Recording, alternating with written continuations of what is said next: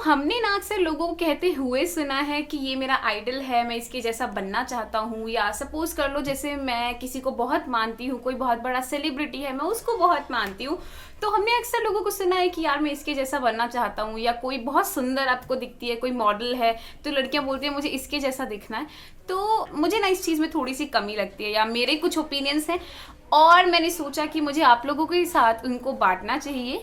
और आज की बिग सिस्टर टॉक का टॉपिक यही है, that is do not follow and completely blindly follow your idols. मैं Chhavi and welcome to my channel and I hope आप लोग बहुत अच्छे हो। अब ना टॉपिक को शुरू करने से पहले इम्पॉर्टेंट है कि हम आइडियल, आइडल एंड आइडल के बीच में हम एक डिफरेंस छोटा सा जो होता है उसको क्लियर कर लें। तो आइडियल का मतलब होता है IDAL, इसका मतलब perfect, that is completely perfect. उसके बाद IDOL, IDOL मतलब आइडल, या तो किसी की मूर्ति या फिर आप किसी को एडमायर करते हैं, एक ऐसा इंसान, ठीक है। और उसके बाद आता है IDLE मतलब एम्प्टी, खाली, कुछ भी नहीं है उसका इस्तेमाल, ठीक है। अब हम जिस आइडल की बात कर रहे हैं दैट इज IDOL।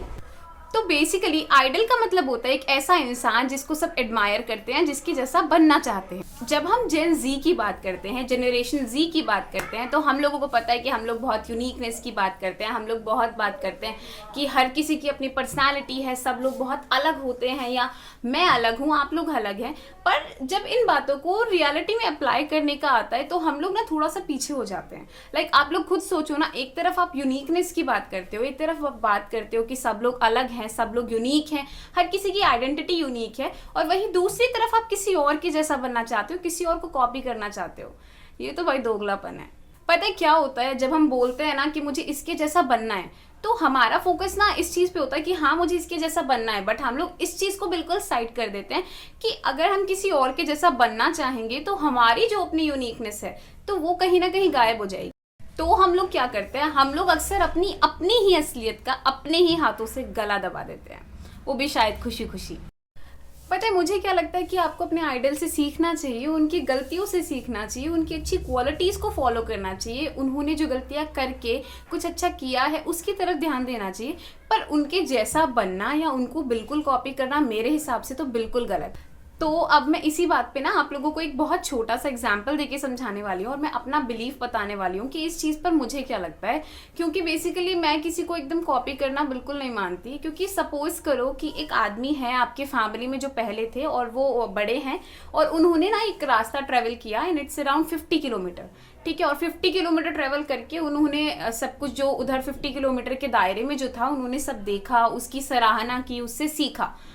पर 50 किलोमीटर के बाद तो वो जा नहीं पाए and he died eight 50 kilometre, या फिर उन्होंने 50 किलोमीटर पे आकर वो थक गए, उनका हो गया कि बस अब यहाँ मुझे आना था, इतना ही मुझे करना था, ठीक है। बट ऐसा हो सकता है कि अगर आप दोबारा 50 किलोमीटर जो उन्होंने तय किया उसके शुरू से शुरू करोगे तो आप भी शायद 50 किलोमीटर पर आकर थक जाओ। आपको ये सोचना है कि आपको कैसे उस 50 किलोमीटर के आगे जाना है। मतलब हम लोगों को ना आगे का रास्ता देखने की तरफ ज्यादा फोकस करना चाहिए, इंस्टेड ऑफ कि उन्होंने कैसे किया।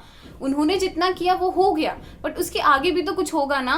एंड वो जिस दिन हम लोग ढूंढने लगेंगे ना, तो शायद हम अपनी यूनिकनेस को भी इस्तेमाल कर पाएंगे, और हम किसी के जैसा बन नहीं पाएंगे। मतलब किसी की क्वालिटीज सीख सकते हैं, बट हम बिल्कुल उनके जैसा नहीं बनेंगे, and it will create a unique and better version of you. But जैसे उन्होंने किया बिल्कुल वैसे करने की कोई जरूरत थोड़ी है।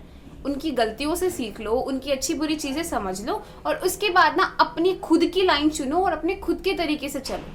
तो ये चॉइस आपकी है कि आपको कुछ नया क्रिएट करना है, एक नई आइडेंटिटी बनानी है, इंस्पिरेशन बनना है, या फिर किसी के ऑलरेडी किए हुए रास्ते पर चलकर बस उसी के वहीं जगह पर आके रुक जाना है। एंड पता है क्या, द थिंग इज कि यूनिकनेस को थोड़ा अलग से आप निखारोगे ना तो वो निखर के आएगी, एंड इसी में शायद मेरे हिसाब से तो ज़्यादा मज़ा है।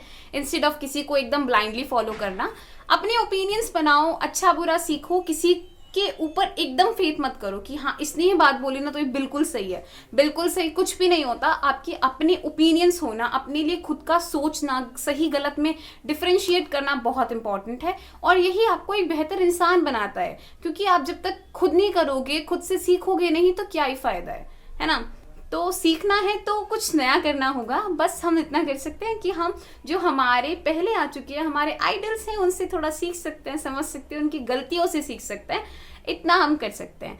बाकी तो यार मेहनत तो अपनी अपनी है ना सबकी। मुझे ऐसा लगता है कि जब हम एक दूसरे से थोड़ा अलग अलग, एक दूसरे अपने अपने अलग अलग रास्ते पे चलेंगे और कुछ ना कुछ हर एक फील्ड में बेटर करेंगे ना, तो ओवरऑल डेवलपमेंट होगी, डाइवर्सिटी बनी रहेगी, अलग अलग लोग बने रहेंगे, अलग अलग तरीके के लोग बने रहेंगे, अलग अलग सोच बनी रहेंगी, और इसी से सोसाइटी सस्टेन करती है।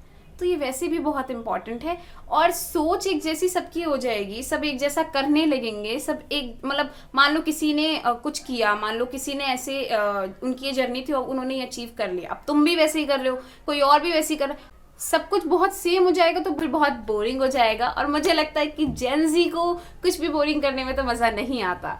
सो इसीलिए अपनी यूनिकनेस पे काम करो। एंड आज के लिए बस इतना ही, एंड मैं फिर से आऊँगी एक नई वीडियो के साथ। तब तक के लिए अपना ख्याल रखो, और अगर आपको किसी टॉपिक पर कुछ वीडियोस चाहिए या आपके कुछ क्वेश्चंस हैं तो आप कमेंट सेक्शन में कुछ भी पूछ सकते हैं। You are free to ask me anything, मैं आपकी फिर से हेल्प करने आ जाऊंगी। And this is the episode 4 for big sister talk, and I hope आप लोगों को पसंद आया होगा। ख्याल रखें एंड राधे राधे।